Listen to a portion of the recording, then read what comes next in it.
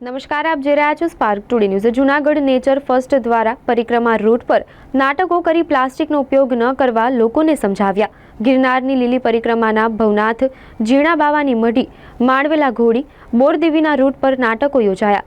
Nature first દ્વારા 151 સપ્તાહ દરમિયાન દર રવિવારે સવારના 2 થી 3 કલાક પ્રકૃતિ પ્રથમના માધ્યમથી ગિરનાર જંગલના અલગ અલગ વિસ્તારોમાં પ્લાસ્ટિક મુક્ત ગિરનાર જંગલ અભિયાન કરવામાં આવ્યા છે।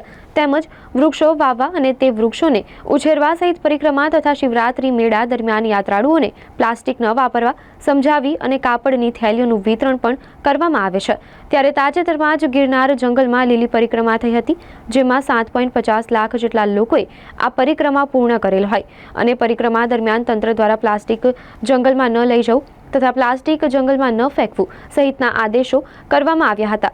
ત્યારે નેચર ફર્સ્ટ દ્વારા ગિરનારની લીલી પરિક્રમાના ભવનાથ, ઝીણા બાવાની મઢી, માણવેલા ઘોડી, બોરદેવીના રૂટ પર પરિક્રમામાં આવતા લોકોને જંગલમાં પ્લાસ્ટિક ન લઈ જવું તથા જંગલ વિસ્તારમાં પ્લાસ્ટિક ન વાપરવા અંગે લોકોમાં જાગૃતિ આવે અને પ્લાસ્ટિકથી પ્રકૃતિને થતા નુકસાન અંગે નેચર ફર્સ્ટ દ્વારા નાટકો કરીને શ્રદ્ધાળુઓને સમજાવ્યા હતા।